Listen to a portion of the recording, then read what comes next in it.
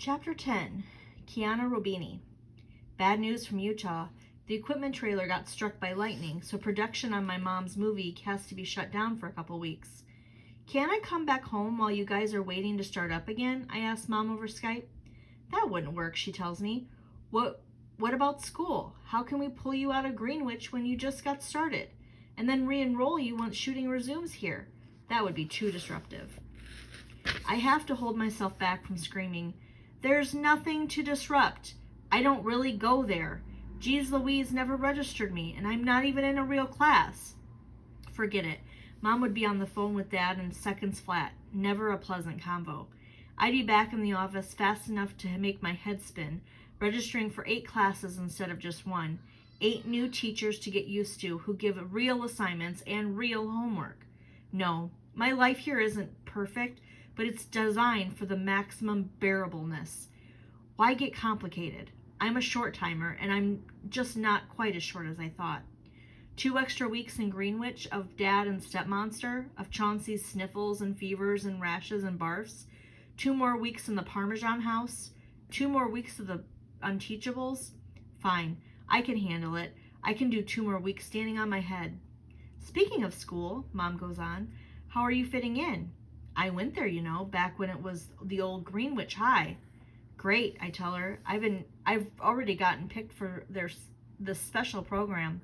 Mom beams. Special? I knew she wouldn't be able to resist the idea of me being exceptional. I plow forward. It's called SCS 8. Really hard to get into. I should know. I'm not really in it. The teacher is fantastic. He's super hands-off because he wants us to learn independently. Mr. Kermit believes. Kermit? She interrupts. You mean from the cheating scandal? Cheating scandal? Mom's brow furrows. It was an awfully long time ago, in the early 90s. I remember I was in college when it happened, but it must be the same person. Kermit isn't a very common name. I'm intrigued. What did Mr. Kermit do? I don't remember the details, but the whole town was up in arms about it. I'm surprised he's still teaching. It was a horrible black mark against him. Wow, Mr. Kermit has a past. The plot thickens. Mom adds, you want me to call the school and get to the bottom of it? No, I blurt. I mean, Mr. Kermit's an awesome teacher now, and that's the main thing, right? Who cares what happened in the 90s? But Kiana, it was a cheating scandal. I don't want you mixed up into something like that. Relax, Mom, I assure her. I guarantee there isn't going to be any cheating going on in SCS 8. I can say that with total confidence because there isn't anything going on, period. Why would we bother to cheat when Mr. Kermit never even looks at the few papers he gets? Eventually, she agrees to let the subject drop. I end the Skype call, my mind racing. Suddenly, I've cracked a mystery that's been nagging me from the very first moment I followed Parker's schedule into room 117. Why would Kermit want to teach a class like the Unteachables? Answer, he doesn't. He gets the bad class every year because of what happened way back in the 90s. Seems a little crazy that he's still paying for the mistake from so long ago. But if Mom remembers, and other people do too. Turns out SCS 8 isn't just a dumping ground for the rejects of the school. The reject teachers wind up there too. So, Mr. Kermit is famous. If Mom remembers what he did way back when, that counts as fame. Okay, it was a bad thing, but so what? On reality TV shows, the biggest stars are always the jerks. Besides cheating scandal or not, I can't forget how he spoke up for the class to Mrs. Vargas, and how he fought for Barnstorm's right to stay with the football team. He may not be much of a teacher, but I'm more convinced than ever that he's one of the good guys. I'm almost anxious to get to school the next day. So it isn't just because Chauncey is barking the house down with whooping cough. When I get into room 117, though, Mr. Kermit is absent. We have a substitute, Mrs. Landsman. Mr. Kermit's not exactly a young guy, but Mrs. Landsman is really old. Raheem does a quick sketch of her rising from the grave as part of a zombie apocalypse. That kid is really talented. The picture makes the rounds of the class by paper airplane. Dawn of the Dead, hisses Mateo when the portrait lands on his desk. No talking, Mrs. Landsman orders. Too late. A nickname is born. She's Dawn of the Dead. Dawn for short. She's grouchy, but we should be used to that by now. Our regular teacher being a gold medalist at the Grouch Olympics. It feels different, though. Dawn crabs at us, while Mr. Kermit just crabs because crabbing is his natural state. So when some of it lands on us, we don't take it personally. We just happen to be in the same room. Dawn is yammering on about the Battle of Gettysburg when I hear a power hum, low but growing in volume. At first, I'm afraid the school is about to blow up, and then I realize the sound is coming from the desk next to me, Aldo. His face is almost as red as his hair as he devotes all of his breath to maintaining the sound. Now the hum is coming from behind me, at a slightly different pitch. I risk a glance over my shoulder. Barnstorm's doing it too, a look of unholy glee on his face. Next, the noise drops at least an octave. Elaine buzzing like a bassoon. Well, we Californians know how to prank a sub just as well as anybody. So I jump right in. Pretty soon, SCS-8 is vibrating. Alarmed, Dawn of the Dead puts in a call to the custodian. As soon as Mr. Carstairs comes in, we stop humming. It was happening just a second ago. It sounded like a problem with the wiring. The custodian rakes us with a rueful look. It's the kids, ma'am. They're messing with you. They do it to all the subs. Dawn doesn't like that. For a minute there, I'm afraid we're going to have a real zombie apocalypse on our hands. But in the end, what can she do besides yell? She does a whole lot of that. And it's pretty jarring when you're used to Mr. Kermit, who barely speaks at all. We fight back. We do the old drop a textbook trick at least 20 times. Barnstorm drums with his crutches on the floor. Elaine pretends to be asleep, which is odd because Raheem stays awake and alert. Mateo speaks to the substitute in Dothraki and does all of his written work in 11 runes. That's right, I said work. Dawn of the Dead is trying to run this like an actual class. Who does she think she is? Take out your math book, she announces. What math books? Barnstorm returns. Surely there are math books. Her frustration is growing. How do you study math? We do worksheets, Mateo supplies. What worksheets? I don't see any worksheets. There should be lesson plans. Of course there should, if we had a normal teacher. But Dawn of the Dead doesn't know Mr. Kermit. Maybe she thinks we ransacked the classroom before she arrived and threw out all the notes of how she should run the class that day. Whatever the reason, she's getting madder and madder. With no lesson plans to go by, Dawn finds a language arts paragraph in some random book.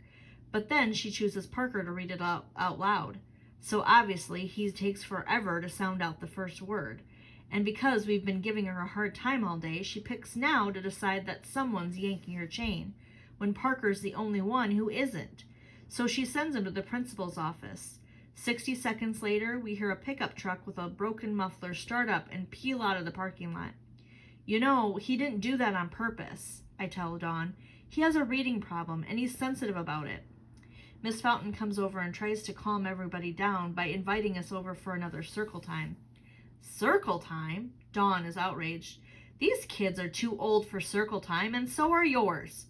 Miss Fountain seems to be about to launch into her speech on how no one is too old for positive reinforcement.